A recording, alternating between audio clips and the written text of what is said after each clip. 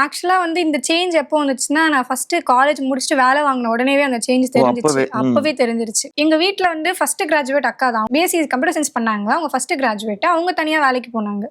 Like முடிச்சுட்டு அவங்க வேலைக்கு போய் தான் என்ன வந்து ஃபைனல் இயர் பார்த்துக்கிட்டாங்க. அம்மாவுக்கு வந்து உடம்பு சரியில்லாம ஆயிடுச்சு. நான் ஃபைனல் இயர் படிக்கும்போது. அப்போ வந்துட்டு அம்மா பண்ணிட்டு இருந்த வேலையை அவங்களால பண்ண முடியல. ஸோ அம்மா கம்ப்ளீட்டா பெட் ரெஸ்ட் பார்க்க ஆரம்பிச்சுட்டு அக்கா தான் அதுக்கப்புறம் ஃபேமிலி எடுத்து பார்த்துக்கிட்டு இருந்தாங்க. எங்க அப்பா எங்களை நல்லா பார்த்துப்பாரு.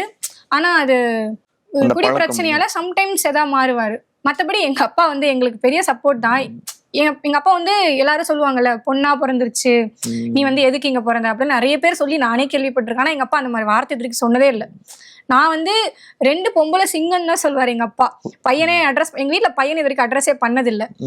யாரும் தெரியல, ஏதோ ஒரு இன்டர்வியூல கூட என்னை கேட்டாங்க, நீங்க பையன் மாதிரி உங்களை ட்ரீட் பண்ணாங்களா அப்படின்னாங்க. எங்க வீட்டுல அப்படி இருந்ததே கிடையாது. 2மே பொண்ணு அப்படின்றதுல எங்க அப்பாவுக்கு ரொம்ப பெருமை. குடிச்சிட்டாருன்னா தனியா பேசுவாங்கல்ல, பேசும்போதே அவர் இப்படிதான் பேசுவாரு.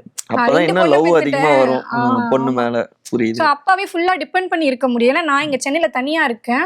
ஹாஸ்டல் இருக்கும்போது எனக்கு நான் போயிட்டு வர அந்த செலவெல்லாம் இருக்கும். அதை என்ன பாத்துக்கிட்டு இருந்து எங்க அக்கா தான் அந்த டைம்ல பாத்துக்கிட்டாங்க. இன்னொரு அம்மா மாதிரி இல்லையா? ஆமா, எங்க அக்கா லிட்டரலா அப்பதான் இருந்தாங்க. எங்க அக்கா படிக்கும் போதே ஆக்சுவலா பார்ட் டைம்ல ஒர்க் பண்ணாங்க. வீட்டுக்கு சப்போர்ட் பண்ணணும் அப்படின்ற மாதிரி காலேஜ் போவாங்க. ஈவினிங் வந்து ஒரு ஸ்கூல்ல வந்து டீச்சரா ஒர்க் பண்ணுவாங்க. அது ரொம்ப கம்மியான சம்பளம், 2,500 3,000 தான். பட் அவங்க பண்ணாங்க. ஏன்னா வீட்டுக்கு அது தேவை.